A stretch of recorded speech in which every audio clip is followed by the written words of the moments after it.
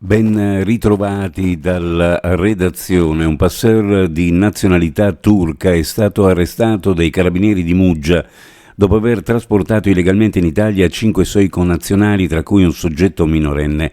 L'uomo è stato fermato nei pressi dell'abitato di Caresana, in territorio del comune di San Rodrigo della Valle.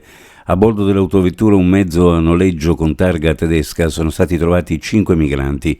A fermarlo è stata la pattuglia dei carabinieri di Muggia in servizio di retrovalico. L'uomo è finito in manette, il suo arresto è stato immortalato anche da alcuni residenti in zona, con la fotografia resa pubblica sui social locali e poi cancellata. I lavoratori di Varzila vanno verso il sì all'accordo trovato fra sindacati e proprietà uscente e subentrante per il passaggio verso la nuova fase nella storia dello stabilimento all'insegna di MSC. L'assemblea è stata ampiamente partecipata e nel corso del dibattito i sindacati hanno registrato quel che è sembrato un ampio consenso attorno alla proposta che conclude la Via Crucis, iniziata ormai 2 anni fa con la ferale comunicazione di esubero da parte della proprietà finlandese.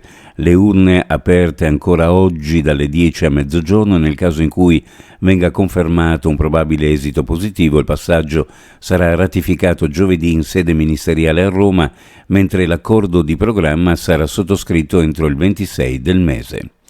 Attraverso una norma specifica inserita nell'assestamento di bilancio 2024, la Regione stanzierà 35 milioni di euro per poter anticipare ai comuni i fondi necessari a far fronte a lavori di messa in sicurezza di patrimonio pubblico rispetto ai danni conseguenti agli eventi atmosferici che colpirono la Regione tra il 13 luglio e il 6 agosto dell'anno scorso. Lo ha annunciato l'assessore regionale alla protezione civile Riccardo Riccardi, intervenendo in 4ª commissione del Consiglio regionale nell'ambito della discussione sull'assestamento di bilancio che approderà in aula dopo la metà di luglio.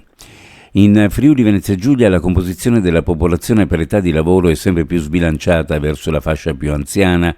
Se nel 2019 i lavoratori over 50 erano il 38,2% del totale, nel 2023 la percentuale è salita al 41,8%, è quanto emerge da un'indagine di Confindustria Udine su dati Istat.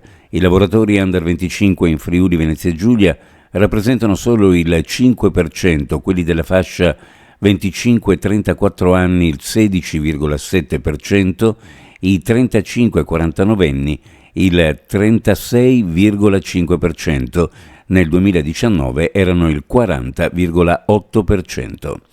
Uno sguardo alle previsioni meteorologiche per la giornata. Su pianura e costa cielo in prevalenza sereno, con caldo afoso nel pomeriggio sera. Sulla zona montana cielo poco nuvoloso per la formazione di qualche cumulo pomeridiano. Temperature minime in pianura fra 19 e 22, le massime fra 33 e 35 gradi.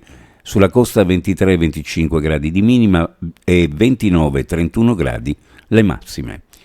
Ed è tutto per il momento con l'informazione. Grazie per averci seguito. A più tardi.